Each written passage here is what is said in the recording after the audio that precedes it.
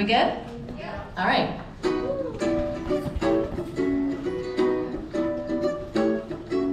Hey, how you doing? I guess I'm fine, but he's screwing with me again, and you and all our friends and countless others. What we gonna do, honey? Just sit around getting hosed. It's locked up tighter than a drum when the legislature closed. So conveniently it closed for the summer. Ford pulled off this stunner before taking off in his Hummer or some equivalent. What you gonna do, Dougie? What you gonna do? Tear it down for the land it's on. Let's not misconstrue the shady deals you're pushing through. $1 billion to park out a spa's just wrong, but then you have no qualms. Your rich buddies, they're rubbing their palms together. Yes, they are. But what's the community to do now? Where the children gonna go? Oh, oh, oh, oh.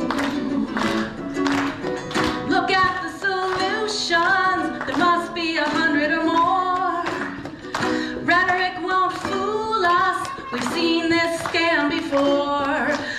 Fix the roof, open it up, listen to our roar.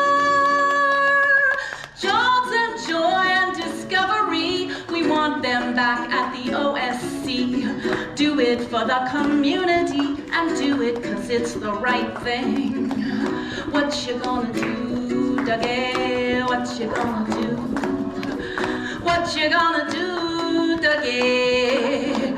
We're watching you. What you gonna do, Dougie?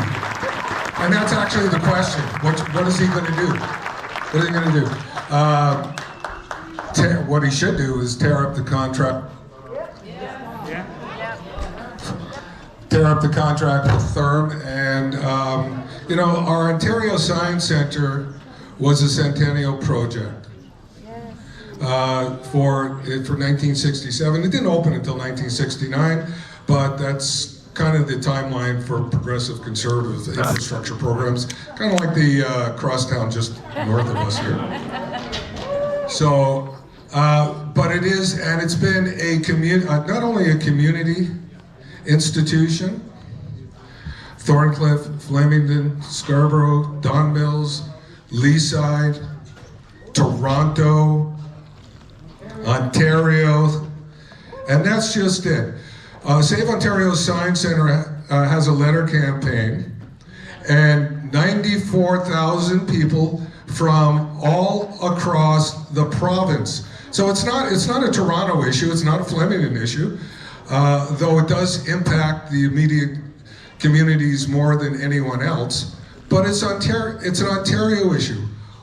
By the way, all 124 letters were received. 94,000. Now everybody knows when you get one of those petitions in the mail or in your inbox, you say, you know what, I've signed a million of these, and you forget it. I agree with these guys.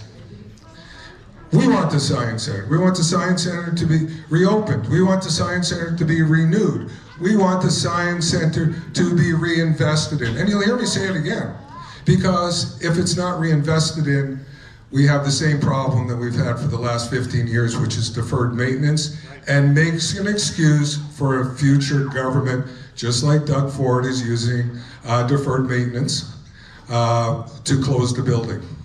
That building could have been open for March break, just as easily as you could take out the 20,000 artifacts and ship them to Guelph, and ship them to Huntsville, and ship them out to Etobicoke, and put them on a shelf in a warehouse. You can move them back. Yeah. Now,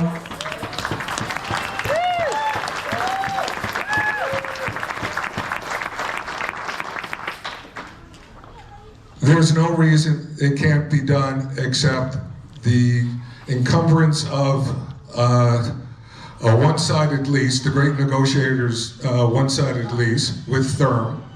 So that's why it's closed. It could have been open for March break. Anybody who drives up Don Mills Road during March break knows the place is packed. The place is packed. You drive by on a weekday, it's packed with school buses. Sorry? That's it, exactly. So what we're going to do, but as I said, while it's a province-wide issue, it impacts the communities of Thorncliffe and Flemington, or Flemington and Thorncliffe, more than any other community. And because this is a community, not only do we hear from politicians, we want to hear from community representatives. Shaklau Sharapova is here, community advocate, activist, friend, all of those. Dr. Shaklau Sharapova.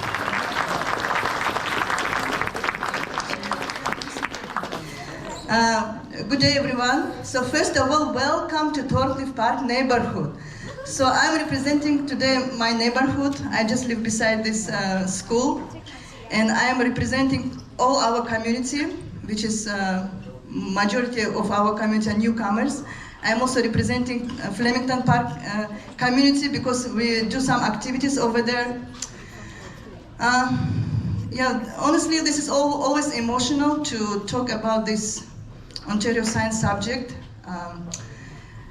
I know that all newcomers, they start their meeting like Canada through this Ontario Science Center. I remember myself, and when I was like, also when we were moving to Canada, it was winter time. So I was so depressed, and everyone was like, okay, you have to go to Ontario Science Center. And this is the place where you really start falling in love with Canada by learning all the history, learning all the geography, learning all the science, art, all the achievements Canadians have so far. You can learn it in Ontario Science Center. In fact, like back home, my daughter, she was attending musical classes in piano, but when we moved to Canada, I wasn't like able to afford her. But I remember Ontario Science Center, they had kind of liquid kind of piano, so she would love to go and play and to gather all the audience, and they were all applauding her. So it was really nice for our kids to express their creative, skills. So it was very nice. And today I'm also representing Thorncliffe Park Autism Support Network. So my child, he's 23 years old, and right now he has severe autism. He's non-verbal, and I created a network of parents of children with special needs in our community. And Ontario Science Center is the only institution they have special day for children with autism. Every first Saturday, it's sensory-friendly programs, so all kids with autism, all people with autism around the Ontario, they can come drop into any programs. They're sensory-friendly and very accommodative and accessible. And we would usually gather all our kids, it's almost like 50 children and plus volunteers, and make a trip every Saturday to Ontario Science Center, just because it is autism-friendly. And it's almost 1 year or more, maybe our kids are missing those days. And it was accessible to both of these communities, which are low-income communities, right? Imagine Thorncliffe Park community, 30,000 population from Flemington, so 60,000 people can just walk by to this Ontario Science Center. I don't know if the new place would be accessible, but I was just checking one time, parents wanted to go to aquarium, and I said, okay, we need to organize a bus, and bus charged me $800. Just to take our kids to that exhibition and bring back. So I'm imagining, so this would be the same if Ontario Science Center is moving, so every Saturday, of course our organization and our parents cannot afford this. So I don't know about other people, but I would fight till the end to make sure to keep this Ontario Science Center in our Thank you. Yeah, thank you everyone. Thank you, Shaklau. You know, people in the community as well have come out and shown support. And we're still on community right now. And I'm sorry, I'll say your first name, please. Zahira. She grew up in Thorncliffe and is written in the Globe and Mail. Thank you. Thanks, Floyd. My name is Zaharine, and I grew up in this local community. I actually went to Thorncliffe Park Public School, the kindergarten, back when this building, or not this building, this school also included a kindergarten. And it's so lovely to see so many faces out here today. How's everyone doing? It is so nice to see this energy because I've been pretty down, not gonna lie. Been feeling pretty sad lately looking at the news. And then I got an email from Jason to come out here and talk today. So I wrote an article last summer in the Globe and Mail talking about my experience growing up in this neighborhood. After Thorncliffe Park, I then went a little bit down the street to Gateway Park Public School. And as a kid, I did not think that this was a low-income neighborhood when I was growing up, because kids don't always catch on to that kind of thing. Also, I lived close to the most magical place in the world, which was the Ontario Science Centre.